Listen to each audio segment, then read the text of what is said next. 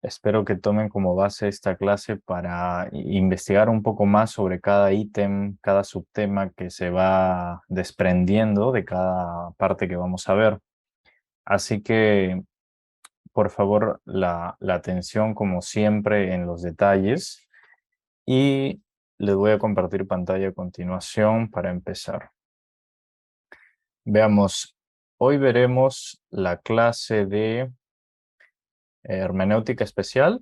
Se le llama así por lo general porque la hermenéutica, en este caso, abarca algunos detalles que son ahí un poco más minuciosos.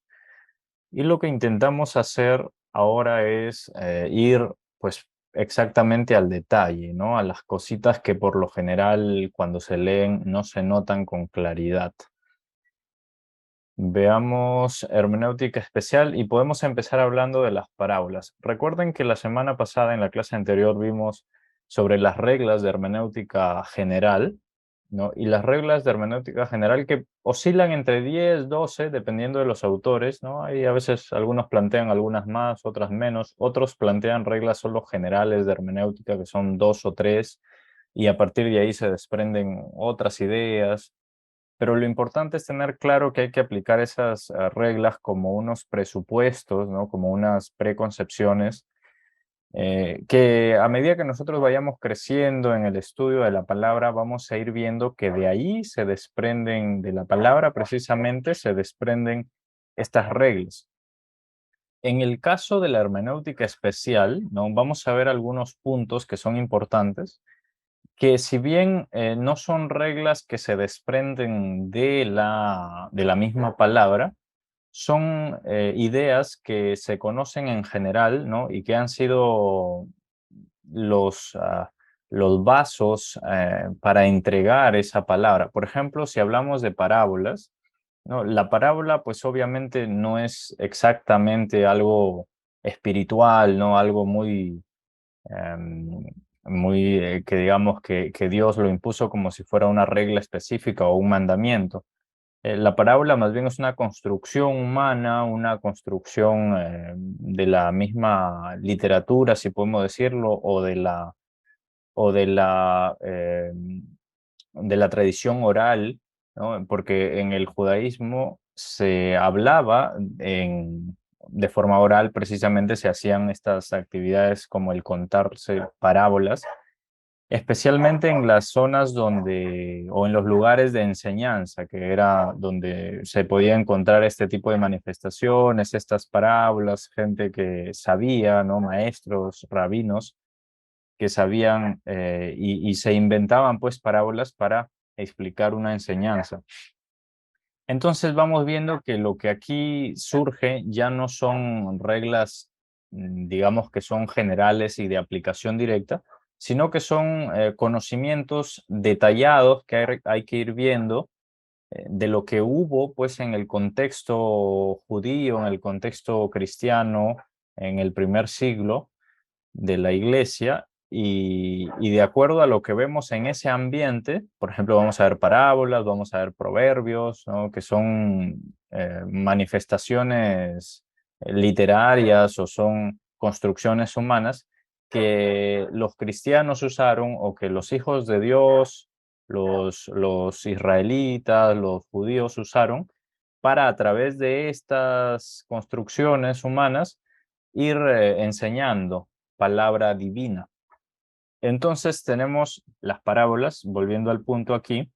Las parábolas por lo general enseñan un tema, ¿no? Un punto, algo claro, una sola enseñanza.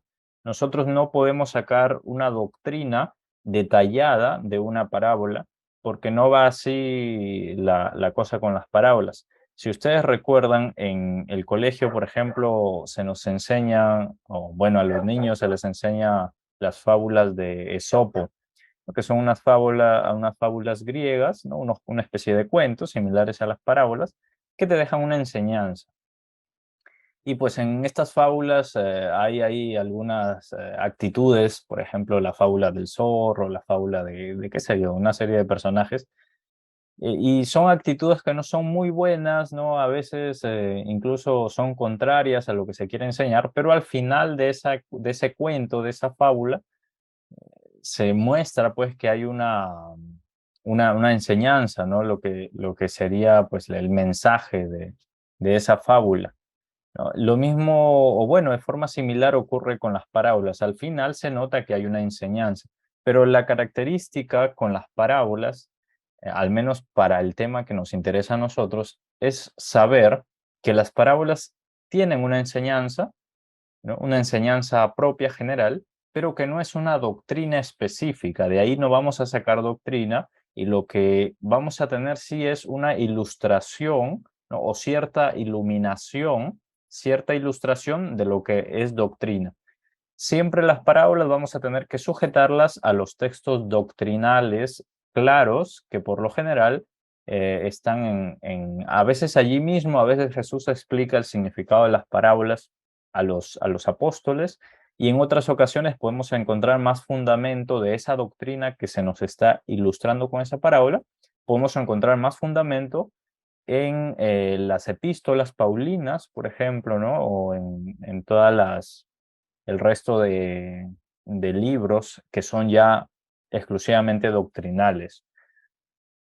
Este tema de las parábolas es importante también, entonces, para recapitular, las parábolas nos enseñan nos enseñan una sola cosa, nos ilustran esa doctrina, pero no se puede sacar una doctrina detallada de allí, ¿no?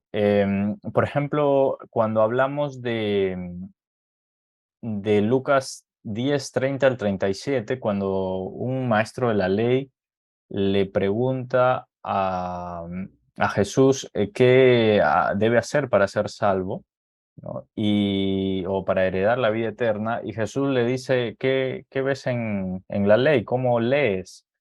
Entonces este maestro le dice, bueno, amarás al Señor tu Dios, amarás a tu prójimo como a ti mismo, a tu prójimo como a ti mismo. Pero lo que ocurre ahí es que el maestro de la ley, como casi todos los judíos de ese tiempo, no practicaban este mandamiento. Entonces Jesús les cuenta ahí ya la parábola, ¿no? Y la parábola es que viene un hombre, lo asaltan, pero luego viene bueno, pasa una serie de personas que son líderes en Israel, pero luego viene un samaritano y lo acoge, lo ayuda, lo lleva a un mesón, lo deja cuidando y paga por adelantado. Entonces ahí podríamos nosotros obtener una enseñanza detallada de doctrina, como por ejemplo decir, no, ese debe ser nuestro actuar, debemos ir y hacer ayuda social en todos lados, ¿no? Ese debe ser la base porque debemos ser como el samaritano. Y eso estaría mal porque esa no es la enseñanza que nosotros tenemos en los textos doctrinales, ¿no? En los textos doctrinales lo que se nos enseña es, si bien a hacerle el bien a todos, no es nuestra función, o por lo menos no un trabajo principal de la iglesia, no es ir a hacer trabajo social, ayuda social. Es verdad que usamos muchas veces la ayuda social para enseñar la palabra, no para tener una puerta abierta, pero no es nuestro objetivo hacer ayuda social como iglesia, sino predicar el reino, el evangelio. Esa es nuestra función. Lo que sí se nos manda con esta enseñanza es qué hacer para heredar la vida eterna, pues como ya lo dijo el maestro de la ley ahí y Jesús no lo negó porque era la verdad, amar a Dios y amar al prójimo como a uno mismo. Pero ¿cómo se nota esto? ¿Cómo se evidencia? Allí en la parábola está. La enseñanza de la parábola en este caso es que nosotros debemos amar al prójimo de esa forma, de una forma desinteresada, de una forma entregada y a veces sacrificial, si es que estamos en el camino correcto, si es que estamos amando a Dios y amando al prójimo. Ahora, eso nace por lo general como una consecuencia de a nosotros nos ocurre diferente que a los judíos, ¿no? Los judíos lo tenían esto como una imposición, como un mandamiento. Nosotros lo tenemos si bien como un mandamiento, pero surge el cumplimiento gracias al amor y a la gracia que Dios ya ha derramado en nosotros y al trabajo que el Espíritu Santo está haciendo. Por eso que ya nos nace a nosotros hacer el bien, nos nace a nosotros crecer en gracia, estudiar la palabra, etcétera. Hay una lucha, es verdad, ya lo sabemos, en soteriología hemos visto que constantemente va a haber una lucha espiritual entre el bien y el mal en nuestras vidas, porque tenemos dos naturalezas, pero nuestro enfoque debe ser siempre darle prioridad al espíritu. Muy bien, entonces esto ocurre con las parábolas. Otra cosa que hay que saber sobre las parábolas es que son elementos de juicio y no debemos olvidar esto. Son elementos de juicio, porque Jesús enseñó que si bien a los apóstoles y a nosotros nos ha dejado las parábolas con su significado para que nosotros las interpretemos correctamente, ¿no? Para que sepamos cuál es la enseñanza de cada parábola, no así ha ocurrido para los judíos que en ese tiempo no creyeron y para toda la gente que ahora no crea en Cristo, ¿no? Para ellos va a ser elemento de juicio estas parábolas, va a ser elemento de juicio incluso la misma creación, porque viendo ellos la creación, porque oyendo estas parábolas, no han creído en el Salvador. Entonces, para nosotros es una bendición, pero para los no creyentes, para los incrédulos, es un elemento de juicio también.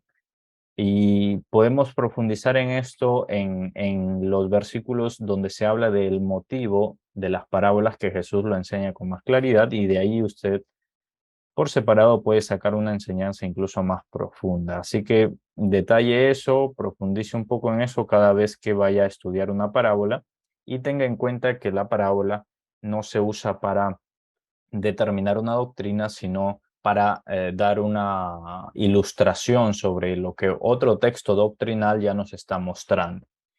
Y hay cosas a veces en las parábolas que van a contradecir si es que las interpretamos mal. Por eso es que es importante antes de ir, como lo enseñábamos en la clase pasada, antes de ir a un texto que sea figurativo, ir primero o buscar la enseñanza en un texto que sea totalmente claro, totalmente literal, o mejor todavía, un texto que sea totalmente doctrinal, ¿no? Que nos enseñe la doctrina tal cual. Muy bien. Luego pasemos a los proverbios. En los proverbios, como ya lo hemos explicado en otra ocasión, se muestran principios que están dentro de un contexto mosaico, ¿no? De la ley que Dios le dio a Moisés. Y hemos visto pues que hay muchos proverbios que hermanos, usualmente por ignorancia, en estos casos los toman como si fueran promesas, ¿no? Yo siempre pongo el ejemplo de ese proverbio que dice, instruye al niño en su camino y cuando sea viejo no se apartará, pero no es una promesa, no hay una garantía al 100%, como si está la garantía de la promesa de la salvación. Nosotros tenemos salvación en Cristo y cuando el Mesías retorne, cuando Jesucristo vuelva, nosotros seremos transformados y glorificados. Hay una diferencia notable entonces entre principios en el pacto mosaico dentro de los proverbios y promesas como tal, ¿no? Ahora, aquí una vez me preguntaron con respecto a principios, porque hay pues maestros que usualmente enseñan un texto, ¿no? Lo predican, lo enseñan en la iglesia o en YouTube o en cualquier canal de enseñanza, y leen un texto y dicen, bueno, aquí tenemos un principio, ¿no? Y ahí se están refiriendo a una enseñanza, ¿no? Por lo general se les llama a las enseñanzas que se sacan de un texto, se les llama principio, pero lo más claro ahí debería ser enseñanza, porque pues la palabra viene a enseñarnos algo, ¿no? Un principio por lo general establece algo de cumplimiento y beneficio, ¿no? Un principio de yo hago esto y este es el posible beneficio. A veces se cumple, a veces no. Pero hay que por ahí tener cuidado entre las definiciones de principios, enseñanzas, promesas, mandamientos también, para no confundir los mandamientos que son claros con principios que yo puedo cumplir y que yo puedo hacer. Por ejemplo, ahora nosotros en la iglesia cristiana evangélica, sobre todo, tenemos esa disyuntiva entre iglesias, entre denominaciones, de qué cosas obedecer o qué cosas ya no obedecer tanto, ¿no? Y a veces surgen esas preguntas como debates entre que yo, bueno, como iglesia tenemos que obedecer todo el Proverbios, ¿no? Que lo tenemos que hacer así tal cual como el Proverbios, todo el libro de Proverbios enseña. Pero repito lo mismo que dije en las parábolas. Todo antiguo, y es una regla también que hemos visto en la clase anterior. Todo lo que esté en el Antiguo Testamento tiene que leerse a través del filtro del Nuevo Testamento y mucho más enfáticamente tiene que pasar por el filtro de los textos que son doctrinales y literales, ¿no? No podemos leer nosotros una promesa para el pueblo de Israel en el Antiguo Testamento que no dice nada de eso en el Nuevo Testamento, o mucho más en los versos doctrinales. Por ejemplo, en muchos casos tenemos promesas para el antiguo pueblo judío en el que se les promete, Dios les promete que si cumplen unos mandamientos los va a enriquecer, los va a llenar de gloria, de honra, van a tener larga vida, etcétera, ¿no? Que no se van a enfermar, etcétera.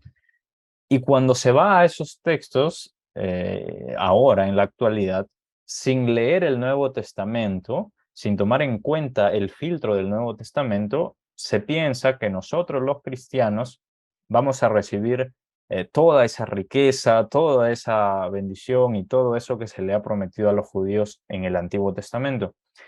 Sin embargo, no ocurre así. Vemos, pues, hermanos, que aunque son fieles y le sirven a Dios con fidelidad, no tienen esos beneficios, porque no estamos leyendo pues a la luz del Nuevo Testamento y de la doctrina enseñada por Cristo y sus apóstoles. Entonces hay que tener siempre ahí ese filtro, esa claridad.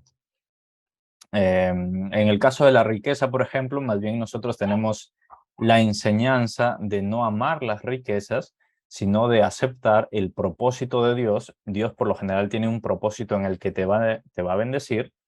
Por lo general no son riquezas, ¿no? Quizás son talentos de otro tipo, quizá es actividades, pero si a ti te bendice y te hace millonario para que tú le sirvas al reino, para que tú hagas muchas creaciones y muchas cosas y muchas actividades y servicio social, pero que a la vez tengas empresas y que trabajes esos talentos, pues gloria a Dios, es una bendición, es tu propósito, es el propósito que Dios tiene con uno, pero no significa eso que Dios le dé la bendición de tener riquezas o de administrar riquezas a todos los cristianos, como eso sí era una promesa para el pueblo antiguo, para el pueblo de los judíos en la época del Antiguo Testamento, precisamente, ¿no?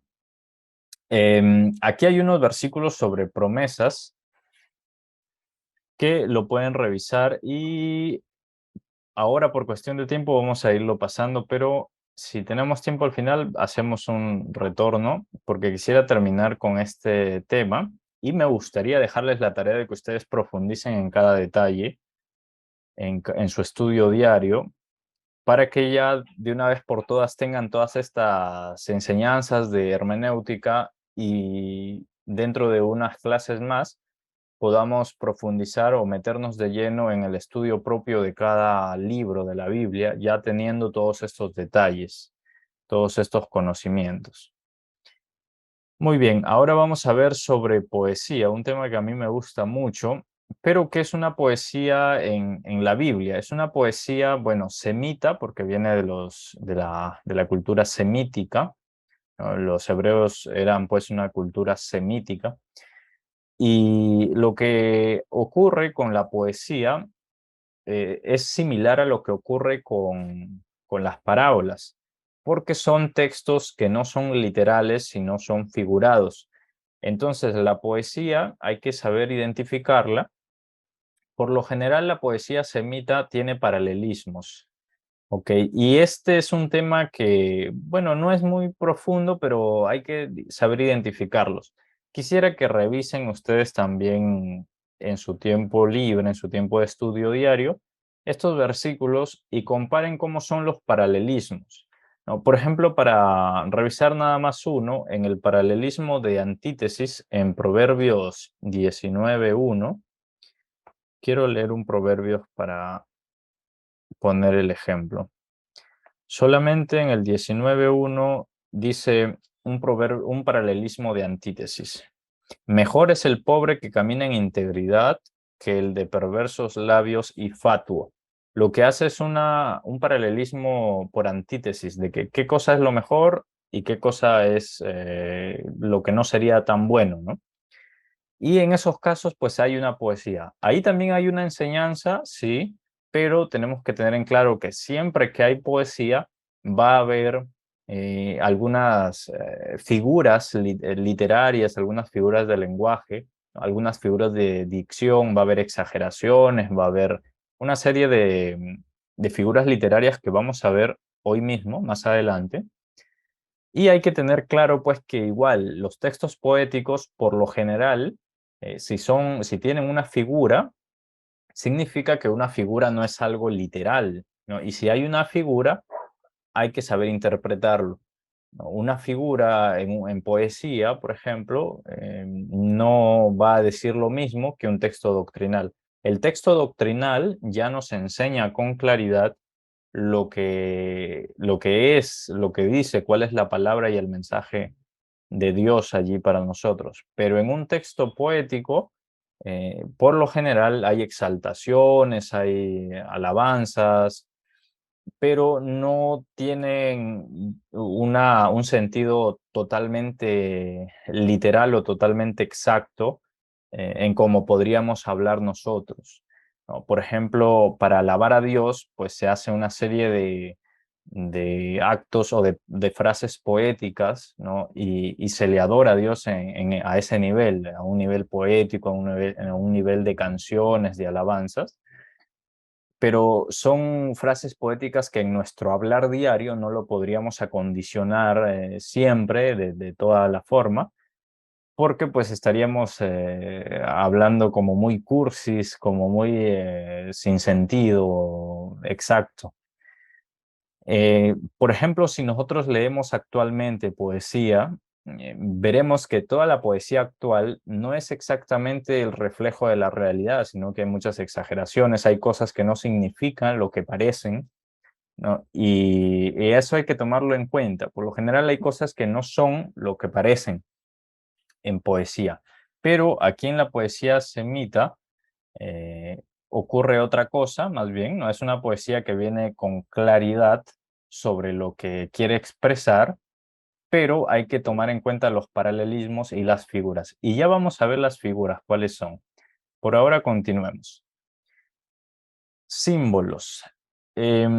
Vamos a tener símbolos y por lo general un símbolo es, por ejemplo, bueno, es algo también figurativo, de hecho es muy figurativo, pero tenemos un ejemplo de símbolo. Cristo es un león según Apocalipsis 5:5.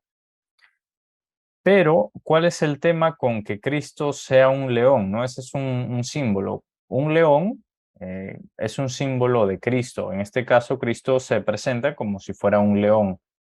¿Por qué? Porque en el contexto, en la audiencia original, lo que tenemos es que los judíos o los cristianos en ese tiempo, en el tiempo del Apocalipsis, le tenían pavor al león precisamente, porque era pues un animal muy feroz y hasta la actualidad lo es, obviamente.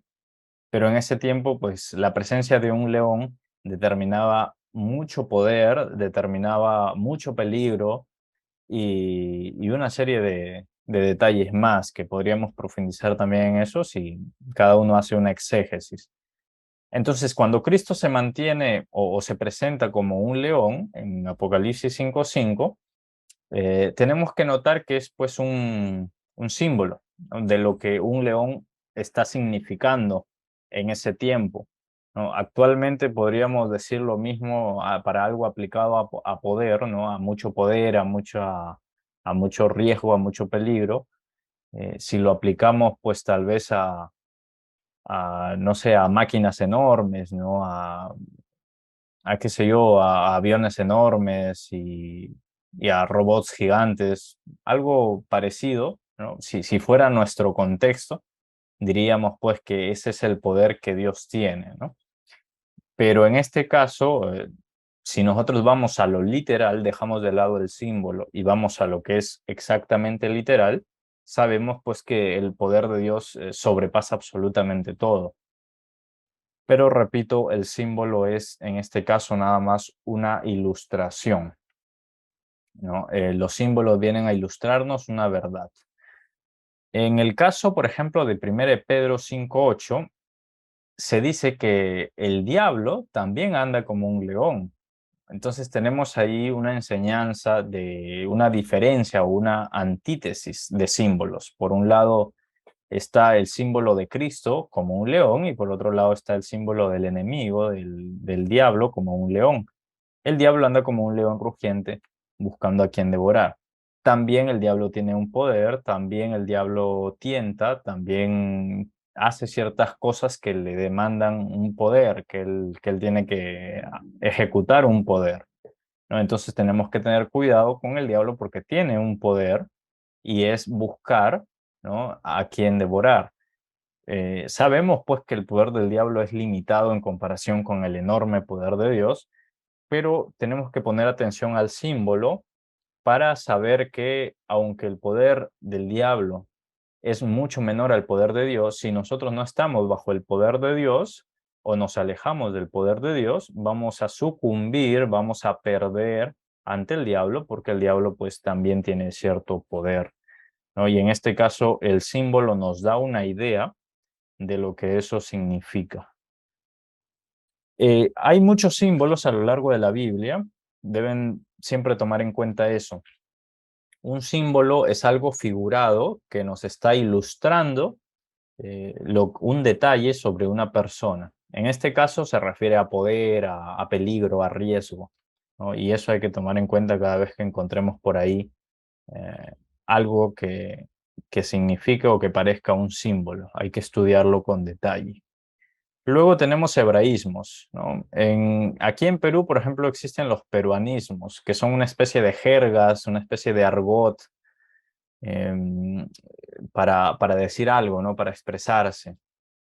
Por ejemplo, la frase muerto de hambre, ¿no?, significa pues que está vivo, pero que tiene mucho hambre, ¿no? O cuando se dice todo el mundo, sabemos que no es todo el mundo, pero sí es una gran cantidad de gente. En muchas ocasiones Jesús anduvo y se decía que toda Jerusalén salía a verlo, ¿no? O se dice que toda Samaria venía a él, toda Judea vino hasta él. Y obviamente no vino toda Judea, ¿no? Por ahí algunos tuvieron que quedarse, pero este es un hebraísmo. En una clase anterior también les explicaba el hebraísmo eh, de dejar que los muertos entierren a sus muertos, ¿no? Es un hebraísmo también que significa pues que no hay que priorizar a esta gente, ¿no?, que va a morir también, o que en este caso se está priorizando algo que no tiene tanto valor como si lo tiene el seguir a Dios o a Jesucristo. Y cuando viene un joven y le dice a Jesús, quiero seguirte, pero déjame ir a enterrar primero a mi padre, no significa que su padre estaba muerto. Cuando dice, quiero enterrar primero a mi padre, es un hebraísmo también que significa, quiero primero verlo en su vejez, ¿no? Hasta que él ya fallezca. Y podrían pasar ahí 1 año, 10 años, qué sé yo, una buena cantidad hasta que se muera su padre. Pero Jesús le dice, deja que los muertos entierren a sus muertos, que es también otro hebraísmo que está aludiendo pues al valor de seguir primero a Cristo, de poner en primer lugar a Cristo. Entonces vemos a lo largo de la Biblia y sobre todo de los textos que son más históricos o que nos cuentan anécdotas o historia que ha ocurrido en la realidad, vamos a ver allí hebraísmos que si las traducimos al lenguaje actual, quizá no lo entendamos bien. Em, Está el caso, por ejemplo, también de una secta, supe de una secta que tomando una frase que Jesús dijo sobre los padres, el que no rechaza padre y madre, no es digno de mí. Ellos empezaron a enseñar que había que odiar a los padres, y eso me parece que ocurrió en México, en algún lugar por ahí de México, y ellos empezaron a enseñar que había que odiar a los padres, rechazarlos, no ser responsables con ellos, cuando en realidad si se pasara esto por el filtro, esto que es figurativo o esto que es pues un hebraísmo, si esto se pasara a través de los textos que son doctrinales, se entendería que lo que la Biblia en realidad enseña es que nosotros tenemos que ser responsables con nuestros padres cuando ellos ya están en su vejez, y tenemos que ayudarlos o por lo menos cuidarles y cubrirles sus necesidades. E incluso hasta con los abuelos es la responsabilidad de ser atentos y de tener cuidados por ellos, ¿no? Eso lo enseñan también los apóstoles, que hay que tener cuidado no solo con los padres, sino incluso con los abuelos. Y ese es un tema que por lo general los cristianos no tomamos en cuenta. Y mucho más que eso, hay que tener cuidado con los hermanos que ya son mayores y que están en nuestras iglesias, porque son hermanos directos, no son de sangre, pero son de espíritu, son hermanos en Cristo. Y eso es incluso mucho más importante. Entonces, hay que tener cuidado en nuestras iglesias con nuestros hermanos que ya son mayores, preguntarles, revisar qué necesidades están teniendo, por lo menos impulsar a los demás hermanos a que todos en comunidad se pueda cubrir alguna necesidad que esté teniendo un hermano mayor o una hermana mayor que ya no alcanza a trabajar, que ya tiene dificultades o esté mal de salud, ¿no? Son detalles que los aprendemos como, pues, revisando esto, ¿no? Lo que son los hebraísmos, y a partir de ahí podemos ir estudiando los temas doctrinales que nos enseñan estas cosas que son ya un poco más profundas, pero que son importantes para que las cumplamos. Y el Espíritu pues nos está llevando a hacerlo, ¿no? Todos sabemos que eso es bueno, que cuidar de nuestros hermanos mayores en la iglesia es bueno, pero estudiando vamos a saber por qué es bueno, ¿no? Y qué bendición hay para los que lo hacen. Luego tenemos los tipos. Recuerden que si tienen alguna pregunta o detalle, o usted se acuerda de algún texto que narra algún hebraísmo o que narra algún tipo o algún símbolo, escríbalo por aquí y lo vamos resolviendo a ver si es que tiene alguna duda, o si no, usted ya lo puede estudiar por su cuenta también para que vaya practicando. Ok, los tipos. Este es un tema también interesante. Los tipos son pues eso, un tipo es algo que representa otra cosa, ¿no? Por lo general, em, por ejemplo, a ver, les voy a compartir la enseñanza del domingo pasado en mi iglesia, donde el pastor explicaba que Jonatán, el amigo de David, es un tipo de Cristo, y cómo es que se entrega Jonatán, eh, por amor entrega el reino para David, por amor ayuda a David, lo cuida, ¿no? Y ese lazo los une muchísimo.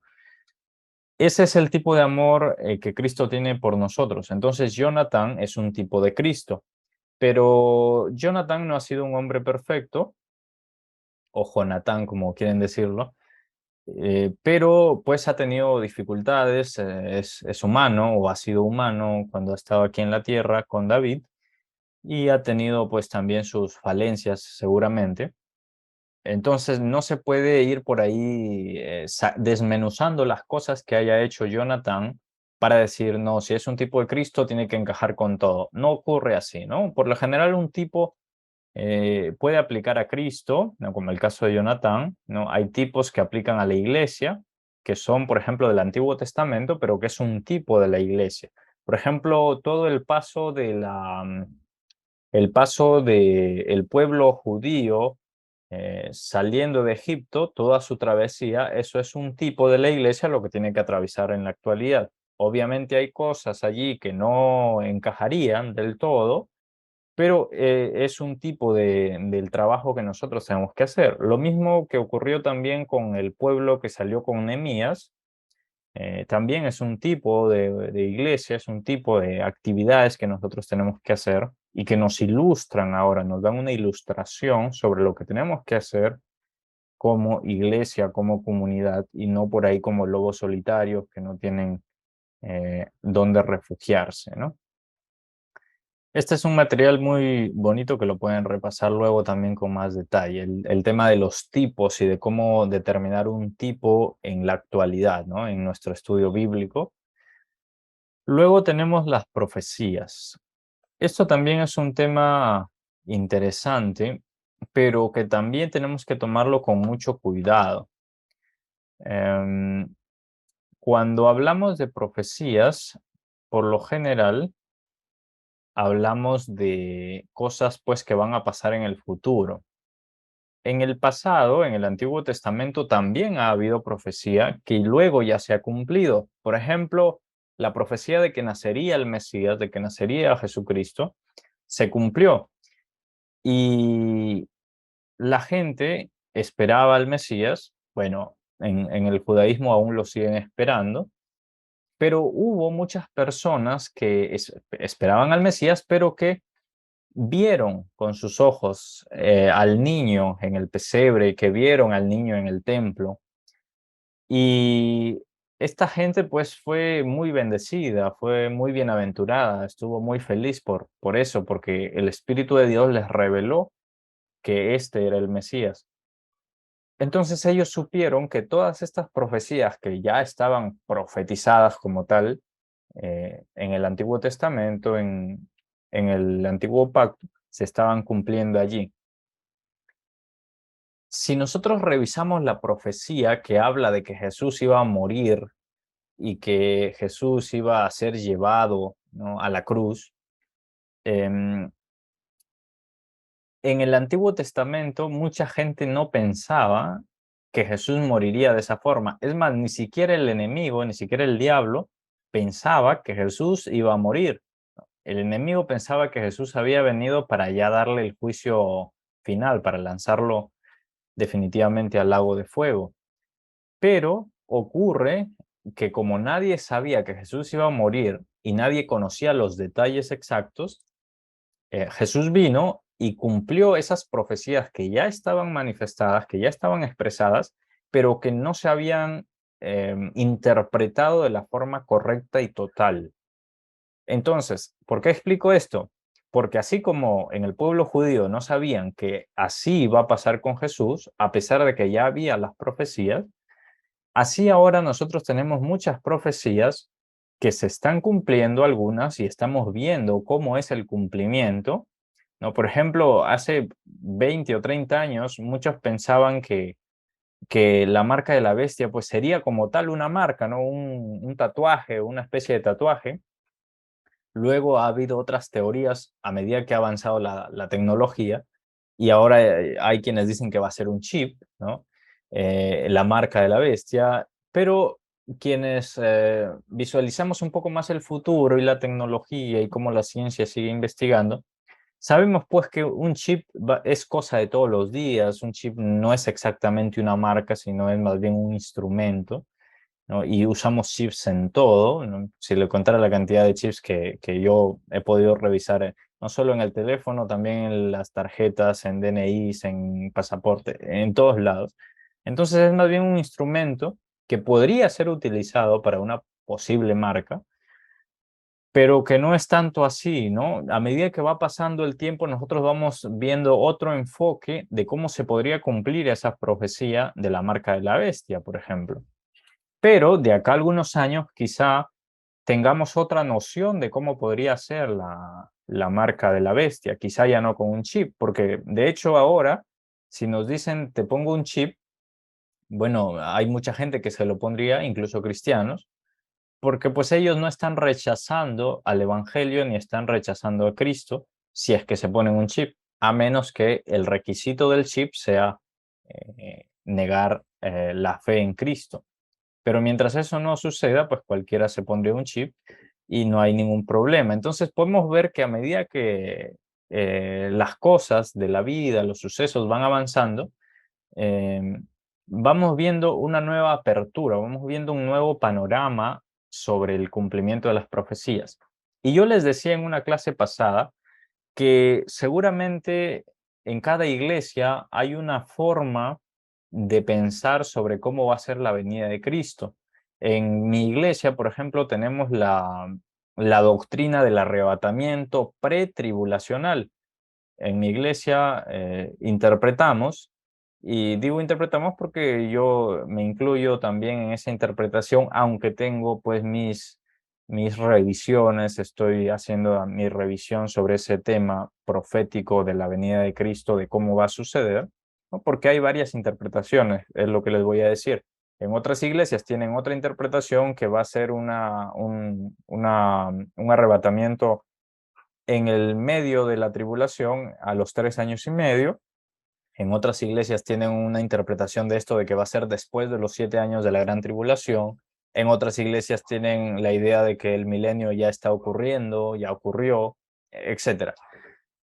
El tema con las profecías es que hay que ir con cuidado y no ponernos dogmáticos, esto que dice aquí, dogmáticos o fundamentalistas, en el sentido de que, no, como lo dicen en mi iglesia o como yo lo he interpretado que va a suceder, así será.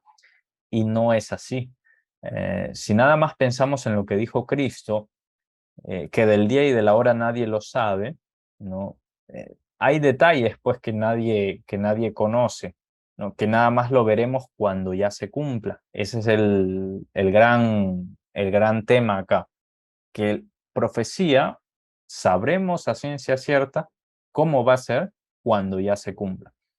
Eso es lo bonito de la profecía, que nosotros podemos hacer atisbos, hacer acercamientos, decir algunas cosas que se pueden dar, pero la mayor parte lo sabremos o sabremos bien cómo va a ser o cómo se va a cumplir la profecía cuando ya suceda.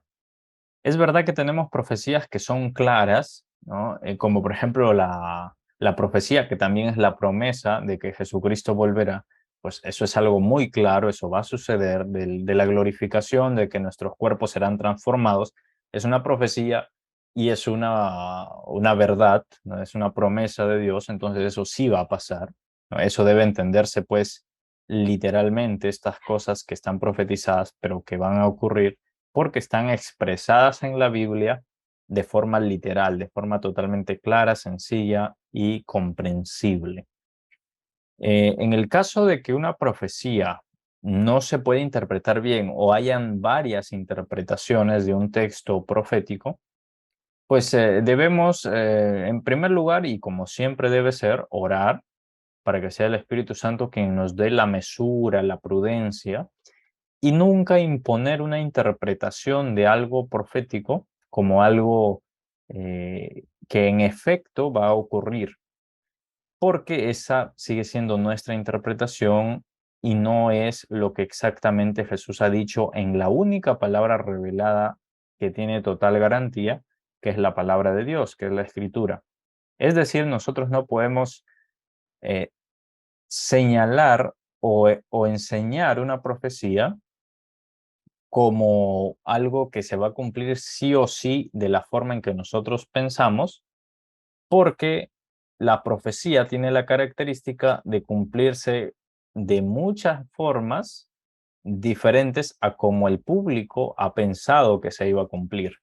Por ejemplo, los judíos siempre pensaron que cuando vendría el Mesías, allí iba a instaurar el reino y ellos vivirían ahora sí totalmente holgados y como los hijos de Dios que son y que merecen vivir pues en total libertad y paz y riqueza. Pero no ocurrió así. Entonces vamos a tener que tener mucho cuidado y espero que podamos revisar ese curso con nuestro pastor que tengo invitado para que nos explique con más detalle este tema de las profecías. Pero es un tema que básicamente hay que ir con cuidado eso no significa que debemos dejar de estudiarlo, ¿no? Escatología, profecía, hay que seguir revisándolo, hay que seguir estudiándolo, pero sin meternos totalmente a eso y descuidar otras cosas que también son importantes. Debemos mantener siempre nuestra ética equilibrada en el sentido de que no caigamos en el error, como cometen pues, hermanos que he visto y que seguro ustedes también han visto, de que empiezan a buscar el anticristo en cualquier persona que esté en un alto poder, ¿no? Buscan anticristo, este debe ser el anticristo, este no es el anticristo, y se la pasan toda la vida buscando quién va a ser el anticristo. Una vez que muere esa persona, ese rey, ese papa o quien sea que pensaron que era el anticristo, empiezan a buscar cuál sería ahora sí el verdadero anticristo. Y no es así la vida que se nos ha enseñado en las escrituras. Nosotros no necesitamos andar buscando un anticristo, nosotros lo que necesitamos es llenarnos de la palabra de Cristo y seguir en nuestro andar para parecernos más a Cristo en su carácter, antes que estar buscando cosas que son en realidad sin mucha importancia. Y así sucesivamente, es verdad que ahí las profecías se están cumpliendo, es verdad que tenemos una clara muestra de cómo se están cumpliendo, pero eso no significa que abandonemos nuestro estudio de la doctrina, nuestra enseñanza diaria, solo para centrarnos en profecía, ¿no? Hay que estudiar profecía, sí, tanto como tenemos que estudiar doctrina, tanto como tenemos que estudiar evangelismo y hacer evangelismo, tanto como tenemos que ayudar en la iglesia, colaborar, aportar, servir. Nuestra vida debe estar equilibrada siempre, o por lo menos intentar siempre ese equilibrio. Muy bien. A continuación vamos a ver figuras de lenguaje o figuras de dicción, o figuras, también se le llama figuras, olvidé el otro término, pero por lo general se le llaman figuras de lenguaje. ¿Cuál es la ventaja de estas figuras de lenguaje? Que nos vienen a crear una imagen en la mente. Recordemos que Dios no nos puede venir y decir, bueno, Él podría, pero nuestra capacidad no alcanza. Entonces Dios no hace eso de venir y decirnos toda la verdad, toda la enseñanza, todo lo que significa la profundidad de Dios, todo lo que es Dios. Dios no hace eso porque nuestra mente simplemente explotaría, nuestra capacidad es muy limitada. Entonces lo que Dios en su infinita sabiduría hace es enseñarnos con estas herramientas que son herramientas humanas, que son herramientas que nos ayudan, que obviamente Dios también ha creado, pero para que a un nivel humano limitado nosotros vayamos aprendiendo y vayamos captando la enseñanza divina. Entonces, gracias a estas figuras, nosotros podemos hacernos una imagen, una escena en la mente de cómo actúa algo de Dios o de cómo es la enseñanza de Dios allí, gracias a estas imágenes, como por ejemplo, o a estas figuras, cómo vienen a ser los símiles, ¿no? Un símil, para quienes hemos por ahí profundizado un poco en lo que es lenguaje, sabemos que un símil es una comparación diciendo cómo, ¿no? Este animal es como una nube, ¿no? Porque pasa muy rápido, porque no se le ve, porque vuela por arriba, etcétera, ¿no? Entonces, el símil siempre lleva un cómo, es una comparación. Cristo viene como ladrón, ¿no? Esa es una comparación. Eso nos dice que Cristo, pues obviamente no es un ladrón, ni viene para robar algo, sino que cómo actúa un ladrón. Aquí hay que ver el contexto.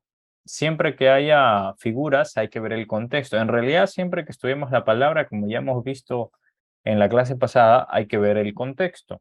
Pero en este caso, con Cristo, que viene como un ladrón, no significa que él tenga características de ladrón, porque Cristo es el dueño de todo y no necesita eh, robar nada, pues, como lo haría un ladrón. Pero en este caso, si vemos el contexto, se nos está hablando de que nosotros, o sea, tenemos que velar. Aquí en Apocalipsis 16:15 dice, velad pues, ¿no? Entonces, nuestra forma de velar debe ser tan cuidadosa como si estuviéramos viviendo aquí en Lima, donde hay ladrones por todas partes, y que si salimos a la calle, eh, podemos ser arrastrados por un ladrón y nos pueden robar, nos pueden asaltar. Entonces, tenemos que saber ir por calles seguras, ¿no? No irnos por caminos inseguros. Tenemos que saber cuidar nuestra pertenencia, que en este caso es la vida eterna, ¿no? Hay que cuidarla. Tenemos, en fin, hacer todos estos cuidados a los que aplica a los que podría aplicar la figura de un ladrón presente. Entonces, cuando nosotros tenemos esos cuidados, ¿no? Porque se nos dice, velad pues, si nosotros tenemos esos cuidados y Cristo que viene así como en la noche, ¿no? Como en la noche cuando llega un ladrón, cuando no hay nadie, cuando parece que el ladrón tiene puerta abierta para robar, bueno, pues en esa situación en que nosotros quizá no nos vamos a dar cuenta, Cristo está llegando y quienes estemos velando o quienes estemos cuidándonos, quienes estemos pues como corresponde a salvos, nos iremos con él o estaremos con él. Pero según esta enseñanza, quienes no tengan ese cuidado, o sea, ese debe ser nuestro cuidado, utilizar esta figura de símil para estar atentos. Muy bien, Pablo también dice la palabra que cuidaba a los tesalonicenses como una nodriza, ¿no? Con sus propios hijos. Esa es una enseñanza, pues, también para los que tienen liderazgo. Debemos estar siempre atentos en el sentido de la enseñanza. Ahí hay que diferenciar también enseñanza de querer arreglarle la vida a la gente. Nosotros como, si queremos llamarnos maestros o como líderes o como hermanos un poco más antiguos que los otros, no podemos solucionarle la vida a nadie. Eso solo lo hace Cristo. Cristo va enseñándoles a través de nosotros, a través de las experiencias, a través de todo lo que Cristo quiere usar, todo lo que Dios quiere usar para enseñarle a otro hermano. Y a nosotros nos sigue enseñando de la misma forma. Dios nos sigue mostrando en qué mejorar, en qué crecer. Pero no podemos nosotros ir como una nodriza o como una madre cuando el niño está bebé. Pues sí, hay que ir con cuidado, enseñándole poco a poco, pero cuando ya el niño ha crecido, cuando ya tiene solidez, cuando ya puede caminar, la madre o la nodriza no va allí queriendo solucionarle todo y eso sería malacostumbrar al niño. Algo similar ocurre pues con los cristianos e incluso con líderes o pastores que pretenden estar siempre en consejería y enseñando siempre cosas que ya deberían haberse aprendido en la primera o en la segunda ocasión. Y pues si no se aprende, ya corresponde que se continúe con por lo menos un alejamiento para que esta persona aprenda a ser independiente con base en la consecuencia de su propio error. Entonces, ese ahí como un detalle para notar que si bien Pablo cuida como una nodriza, nosotros debemos también tener el mismo cuidado por nuestros hermanos, pero reconociendo los niveles y los avances, ¿no? A medida que pasa el tiempo tiene que haber un avance, que de hecho hay un avance siempre, pero debemos tener el cuidado de igual que una madre manda a su hijo a caminar para que aprenda a caminar, nosotros debemos también saber soltar para que nuestros hermanos un poco más nuevos que nosotros puedan aprender pues a caminar en el largo crecimiento del Evangelio. Muy bien. Tenemos también metáforas. Una metáfora es parecida a un símil, pero sin la palabra como. Por ejemplo, Jesucristo dijo en Mateo 5:13, ustedes son la sal de la tierra, ¿no? Aquí tenemos que notar la enseñanza de la sal. ¿Qué es lo que hace la sal? Ahora, pero no tanto debemos centrarnos en lo que ocurre ahora con la sal, sino en el sentido original. La sal, en el sentido original, en el sentido en que Jesús lo dijo, era usada únicamente para preservar los alimentos, no tanto para darle sabor. Hay que tomar en cuenta eso, que si bien el sabor de la sal era algo que se fue aumentando a medida que fueron pasando los años en toda esa historia de la culinaria, de la cocina, pero con respecto a la palabra de Jesús, lo que Jesús hizo es que vosotros, al decir vosotros sois la sal de la tierra, se refería a que la sal preserva, y lo que nosotros preservamos aquí en la tierra, pues es la palabra, la doctrina, el evangelio. Recordemos que el hombre de iniquidad o el anticristo no se manifiesta porque alguien lo detiene, y es que nosotros como iglesia estamos cumpliendo un papel muy importante de preservar esta enseñanza, esta doctrina, y no le damos esa libertad al anticristo aún para que se manifieste. Una vez que, según esta interpretación bíblica de la pretribulación, una vez que Cristo levante a su iglesia, pues el hombre de iniquidad podrá manifestarse. Desde esta interpretación, repito, si usted tiene otra interpretación de la escatología, del arrebatamiento, bueno, pues es también una forma ahí como para analizarla. Pero por lo menos aquí ese es el contexto. Sal preservaba. Y recuerden, sí, seguro que ustedes saben que se le llamaba salario porque en ese tiempo a los romanos, a los soldados romanos, se les pagaba con una porción de sal para que ellos puedan preservar también sus alimentos, sus carnes.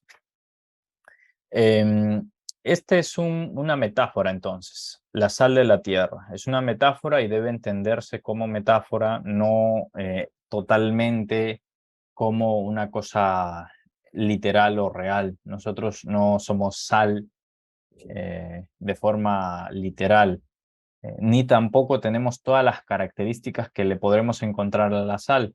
La sal, por lo general, pues tiene actualmente, si se investiga, tiene una serie de características, pero no podemos ir allí sacándole características a algo que es una figura. Y esto lo menciono porque por lo general se enseñan cosas a veces que no encajan muy bien con la hermenéutica sana. Porque, por ejemplo, si se hiciera una enseñanza de la sal y no se hiciera la exégesis correcta, ¿cuál es la exégesis aquí? ¿Qué es lo que quería decir? Si ustedes recuerdan la clase anterior donde enseñamos, hace 2 clases, enseñamos un poco sobre la exégesis, ¿no? Para entender la exégesis o para hacer exégesis, exégesis es sacar el, la enseñanza, ¿no? De un texto. Entonces, lo que tenemos que ver primero es qué significaba esto, esta frase, sal de la tierra, en el contexto original, en la frase original. Y hay hermanos que se saltean esto y lo que vienen a enseñar ahora, como se han saltado esa parte de la exégesis del sentido original en el contexto original, y nada más abarcan un contexto actual, ¿no? Y empiezan a investigar, bueno, ¿para qué sirve la sal? Bueno, la sal tiene 15 beneficios, ¿no? La sal da sabor, la sal sana, la sal cura, la sal ayuda incluso para los riñones, o sea, una serie de cosas que en el contexto original ni se sabía que eso existía. Entonces no, ni siquiera lo aplicaban para eso, ¿no? La sal no era aplicada para otras cosas que se aplican ahora en la actualidad. Entonces, al hacerse ese error de lo que significa ahora la sal, se puede tomar una enseñanza que es errónea, o que es incorrecta. Porque, repito, no podemos tomar una metáfora y el significado de la metáfora como algo literal y como algo doctrinal. Tenemos que filtrar esto por los versículos que sí son doctrinales. Muy bien. En Santiago 3:6, Jacobo o Santiago enseña que la lengua es un mundo de maldad. Es una metáfora también aplicada por contexto, ¿no? Habría que ver el contexto allí, aplicado exclusivamente al caso en que se inclina al mal. Porque en el caso de la enseñanza, por ejemplo, si estamos hablando y enseñando la palabra, estamos declarando la palabra, estamos orando, obviamente la lengua no va a ser maldad. Pero si se entiende por el contexto, la metáfora solo aplica a una orientación, a una enseñanza exclusiva allí. Tomen en cuenta eso. Estas figuras son para hacer notar una enseñanza, pero no se puede sacar tampoco doctrina de estas figuras. Ok, ahora pasemos a la personificación o prosopopeya. Esto es atribuirle una característica humana a una cosa o a un animal. Esto pasa mucho ahora con la gente que tiene mascotas, ¿no? Que tiene animales, perritos, gallos, qué sé yo. Em, no sé si a veces ustedes escuchan en la clase que hay un gallo que siempre canta. Me parece que tengo unos vecinos que tienen un gallo como mascota y siempre me interrumpen mis reuniones. Pero la gente actualmente le está añadiendo, le está atribuyendo características humanas a las cosas o a los animales, incluso a las plantas, ¿no? Se habla de que ellos sienten, y yo no niego estas cosas, o sea, quizá tengan, bueno, de que sienten, definitivamente sienten, de que tienen eh, quizá hasta alma, podríamos hablar, porque ellos tienen cierto raciocinio y ciertas cosas que son parecidas a los seres humanos, a diferencia de otras pues que solamente los seres humanos tenemos. Pero cuando le ponemos una característica que solo nos implica a nosotros, una característica que solo es de nosotros, por ejemplo, nosotros oramos, ¿no? Con todo raciocinio y con toda claridad y sabiendo lo que hacemos. Pero si decimos que, por ejemplo, decimos, no sé, las montañas le cantan a Dios o los ríos le oran, ¿no? Estamos atribuyéndole una característica humana a algo que no es humano, que es una cosa o que es un animal. Un ejemplo es en Isaías 55:12, ¿no? Donde habla algo parecido sobre la naturaleza. En otra ocasión, en un salmo dice que los cielos cuentan la obra de Dios, ¿no? Y la versión textual dice, los cielos detallan la obra de Dios. Entonces, si nosotros queremos entender eso, es una prosopopeya que no nos está diciendo que el cielo está allí hablando cada detalle, y nos está diciendo que el cielo tiene escrito un mapa exacto de cómo es la gloria de Dios, sino que nos está dando una figura para que nosotros tengamos ahí una imagen mental. El antropomorfismo. Esto es atribuirle una característica humana a Dios. No hay que confundirlo con personificación. Recuerden que personificación podría aplicar más a una cosa o a un animal. En cambio, el antropomorfismo eh, es atribuir una característica de nosotros los humanos a Dios. Por ejemplo, si yo digo Dios se contrista, ¿no? Que de hecho es algo también que dice la palabra, Efesios 4:30 dice que el Espíritu Santo se contrista. Bueno, pues Dios es un ser perfecto, Él no está un día triste, un día alegre, un día usted peca o yo peco y Él no está ese día ahí todo bajoneado porque uno de sus hijos pecó. Eh, pero entonces, ¿qué es lo que significa esto? ¿Que Dios se contrista? Bueno, pues eso es un antropomorfismo. Y ya ve que ahora puede encajar esta enseñanza en el sentido de que Dios, o el Espíritu Santo en este caso, al contristarse, lo que está haciendo es negándote a ti y a mí, si es que uno ha contristado al Espíritu, le niega a uno la bendición de tener el camino totalmente abierto entre el espíritu y uno. Y es verdad que el espíritu está dentro, pero no hay esa llenura de cada área en nuestras vidas cuando nosotros lo contristamos por pecado, por desobediencia. Entonces, en realidad, cuando se habla de que Dios o el Espíritu Santo es contristado por nuestros actos, por esta figura de antropomorfismo, lo que podemos entender es que en realidad es nuestra relación la que está siendo afectada y en consecuencia el que está perdiendo soy yo, no Dios, porque Dios ni se entristece ni tiene en su ser perfecto y completamente santo y completamente bienaventurado. Dios no varía su esencia y su forma de ser, su personalidad, ¿no? Por ejemplo, si vemos en Génesis 6:6, ¿no? Dice que Dios se arrepintió.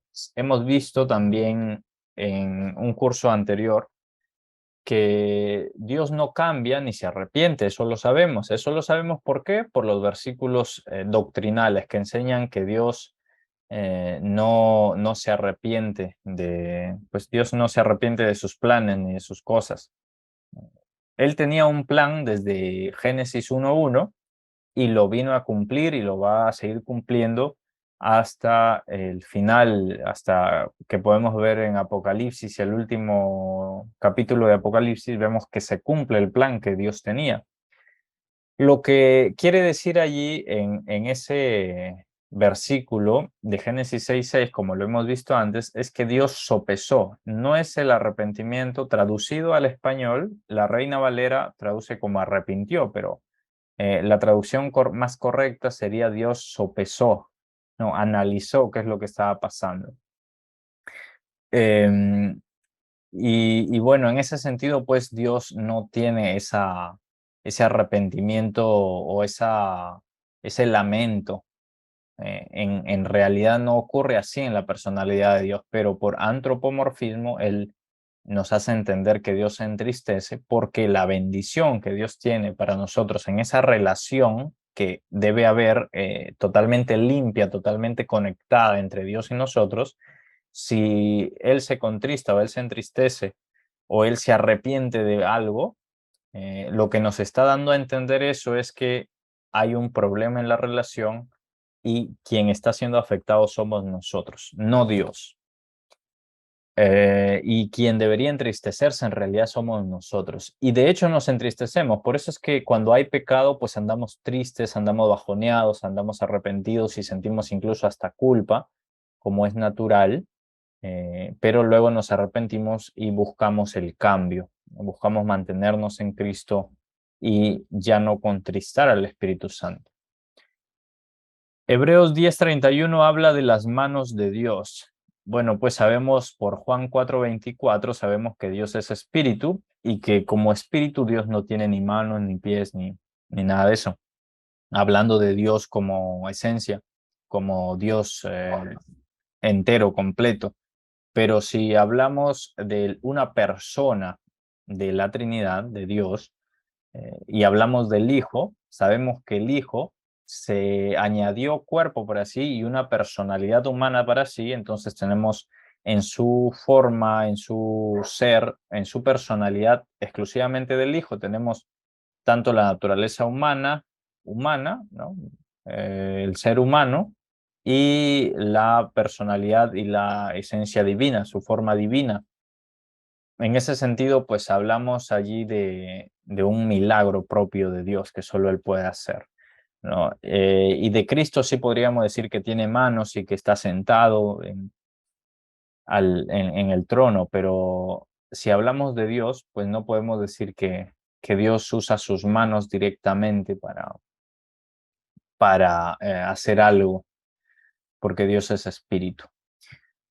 Y bueno, aquí me acuerdo, por ejemplo, de muchos testimonios que a veces nos hacen cuestionar esos testimonios. Por ejemplo, hay testimonios en muchas ocasiones de gente que dicen haber ido al cielo y al infierno, y no sé si por ignorancia, porque no han estudiado la palabra. Hay gente que incluso dice haber visto al Padre. Eso es algo pues gravísimo porque al Padre nadie lo ve, ¿no? Y entonces gente que viene a contar cierto testimonio de su viaje al cielo y al infierno, que si lo analizamos a la luz de la palabra, no encaja, ¿no? En muchas cosas no encajan. Entonces puede ser por ignorancia, porque no supieron lo que vieron exactamente, o puede ser que simplemente se lo están inventando, no sabemos. En muchos casos lo más probable es que se lo estén inventando, que no haya ocurrido realmente lo que vienen a contar, porque hay muchas cosas que no encajan, como les digo, ¿no? Por ejemplo, muchos hablan del Padre o muchos hablan de que ven cosas que bíblicamente no existen o no así como ellos lo narran. De hecho, es muy difícil, pues, bíblicamente, porque no hay un fundamento bíblico, creer en testimonios de ese tipo, pero pues lo pongo como ejemplo para notar siempre que estas cosas aprender estas cosas nos van a servir para discernir testimonios, discernir incluso a personas que vienen a veces con otra enseñanza. Muy bien, ahora hablemos de antropopatismo. Esto es atribuirle una emoción humana a Dios, que es muy parecida al antropomorfismo, pero acá se refiere exclusivamente a emoción humana. Yo antes hablaba de contristar, pero esto se refiere más a antropopatismo. Hay ahí unas diferencias, pero lo importante es que reconozcamos que estas figuras son eso, son figuras y que no necesariamente nos están hablando de que Dios es así, sino de que eso es algo ilustrado para que nosotros entendamos lo que está ocurriendo en la relación entre Dios y nosotros y en que nosotros estamos haciendo mal y estamos afectando esa relación. Muy bien. Luego tenemos las hipérboles, que es una exageración para dar un énfasis. Ya les dije, cuando se habla, por ejemplo, de que toda Judea venía hasta Jesús, están exagerando. Y así sucesivamente. Hay muchas hipérboles, hay muchas cosas. En el Antiguo Testamento, y este es un tema que me preguntaron en una clase anterior, no me acuerdo que fue una hermana que me preguntó sobre si el Génesis en sus primeros capítulos es totalmente cierto lo que pasó.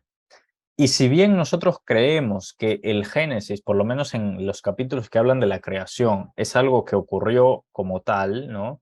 No es algo figurado, porque si fuera algo figurado se nos empieza a caer absolutamente todo y la palabra de Dios no se presta para ese tipo de interpretación. Sabemos que eso es algo totalmente cierto, lo que ocurrió allí en el Génesis, en la creación. Pero hay detalles por allí, hay detalles a lo largo del resto del Génesis que nos dan una idea de que se exagera, ¿no? Ahora, nosotros lo vemos como una exageración. Por ejemplo, si hablamos de una cantidad de metros o una cantidad de área, un área en donde todo el pueblo de Israel se quedó a acampar, se nos hablan en algunos lugares de la Biblia de que eso era un área que solamente esto, bueno, ahí entraba todo el mundo de los judíos, entraron todos en esa área. Pero si nosotros hacemos el cálculo, hay gente, bueno, en la actualidad, pues si ponemos en esa misma área a toda esa gente que salió de Egipto, no entraría, ¿no? Habría que o construir edificios o hacer una especie de construcciones para que entre todo el mundo allí en esa área pequeña. Entonces, o hubo una exageración con las cifras de los números de la gente que salió de Egipto, o hubo una exageración con la cifra del área donde acamparon. Lo que podemos interpretar de esto es lo siguiente. Las exageraciones en la cultura, en la tradición oral de los judíos, era algo totalmente aceptable. Si nosotros exageramos, podemos pensar que estamos mintiendo, que se nos está mintiendo, pero no así en la cultura o en la tradición judía. Entonces ahí podían haber exageraciones sin que por eso pensemos que se estaba afectando la, la correcta enseñanza. Muy bien, ahora hablemos de pregunta retórica. Estos detalles hay que tomarlos en cuenta, repito, en cada interpretación y en cada lectura de la palabra que hagamos.